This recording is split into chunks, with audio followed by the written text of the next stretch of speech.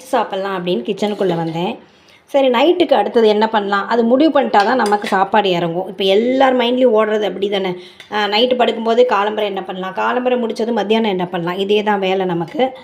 நம்ம வந்து இந்த குருவிகள் மாதிரி இந்த அனிமல்ஸ் மாதிரிலாம் பிறந்துட்டோம்னா இந்த மாதிரி சமைச்சு சாப்பிட்றதுங்கிறதே இருக்காது. அதுங்களாம் எப்படி ஜாலியாக இருக்குது.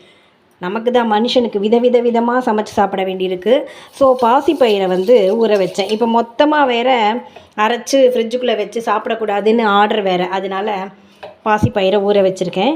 இது ஒரு 4 ஹவர்ஸ் மினிமம் ஊறணும். இது கூட வந்து உப்பு, இஞ்சி, அப்புறம் பச்சை மிளகா, கொஞ்சம் கருவேப்பிலை. இது வந்து 4 ஹவர்ஸ் ஊறட்டும். நைட்டுக்கு அப்பாடா ஒரு டிஃபன் கிடச்சாச்சு. இன்றைக்கி கவலை இப்போதைக்கு முடிஞ்சது.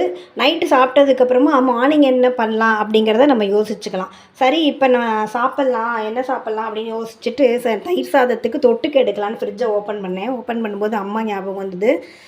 எதனால் அப்படின்னு பார்த்தா, இந்த பார்த்திங்களா, இந்த மாவடு வந்து இவ்வளோ இருக்குது. இந்த மாவடு வந்து 2024 போட்டது. இந்த மாதிரி ஊறி இருக்குது பாருங்கள். எப்படி, அதாவது இப்போ 2 வருஷம் ஊறி இருந்தால் அது எப்படி ஆயிருக்கும்.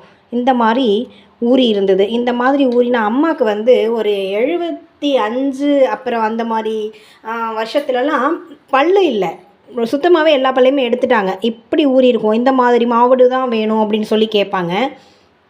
வயசு ஆக ஆக எல்லாருக்குமே நிறையா, அதாவது வெரைட்டியாக சாப்பிடணும் அப்படிங்கிற ஆசை ரொம்ப இருக்கும். வயசாகிறது வந்து உடம்புக்கு தானே, வாய்க்கோ மனசுக்கோ இல்லை இல்லையா, அதாவது மூக்குக்கோ இல்லை இல்லையா, அந்த வாசனை இதெல்லாம் ரொம்ப பிடிக்கும். அதனால் இது அப்போ வாங்கின மாவடு இது இன்னும் இருக்குது. அதனால நான் என்ன பண்ணேன், இந்த வருஷம் நான் கொஞ்சமாக தான் வாங்கினேன். இந்த வருஷம் வாங்கினது பாருங்கள் எப்படி இருக்குன்னு. இதுதான், இவ்வளோ தான் வாங்கினேன். அதாவது ஒரு படி அவ்வளோதான் வாங்கினேன். ஹார்டாக இருக்கு இல்லையா. இது வந்து நம்மலாம் சாப்பிட முடியும், பல் இல்லாதவங்களால் இதை சாப்பிட முடியாது கடிச்சு. ஆனால் மாவடு சாப்பிட்டு பழகியாச்சுன்னா இந்த வாசனை ரொம்ப பிடிக்கும், சாப்பிடணும் அப்படிங்கிறது தான் தோணும். மாவடு இல்லாத தயிர் சாதம் இறங்கவே இறங்காது.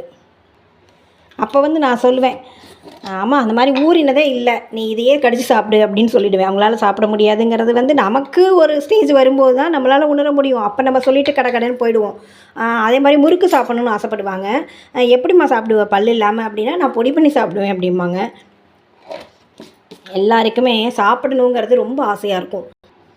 அதனால் நம்ம வந்து இப்போ சாப்பிட்ற ஸ்டேஜில் பல்லெல்லாம் இருக்கும்போதே என்னென்ன சாப்பிடணுமோ அதை சாப்பிட்டுக்கணும். அதனால நான் சொல்ல வந்தேன். இப்போ அம்மான்னு சொல்லும்போதே கண் ஒரு மாதிரியாக தான் இருந்தது. மனசை தேத்திண்டு அப்புறம் கொஞ்சம் கேப் விட்டுட்டு அப்புறம் நான் பேசினேன்.